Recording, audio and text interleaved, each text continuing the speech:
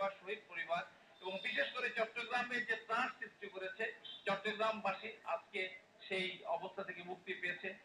অভিনয়ের জন্য হলিউডরা অস্কার পুরস্কার দেয়, সেই পথ ধরে বলিউড একই ভাবে তারা অভিনয়ের জন্য স্বীকৃতি পায়, পুরস্কার পায়। আমরা পিছাই নাই, আমরা পুরস্কৃত হয়েছি হিলহুড এর নায়ক এই সাকা চৌধুরী।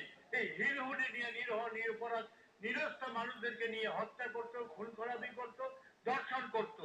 আমরা বলতে পারবো যে এই বাংলাদেশে হিলহুডের নায়করে ফাঁসিতে ঝুলানো হবে। সবচেয়ে ঘৃণিত, সবচেয়ে দুর্ধর্ষ যে যুদ্ধ অপরাধী, মানবতা বিরোধী যে ছিল, তার যথোপযুক্ত সাজা আজকে দেশের সর্বোচ্চ আদালতে স্বীকৃত হয়েছে। যার জন্য আমি এবং সকল মুক্তিযোদ্ধার পক্ষ থেকে বলতে চাই, সকলে আনন্দিত এবং সন্তুষ্ট।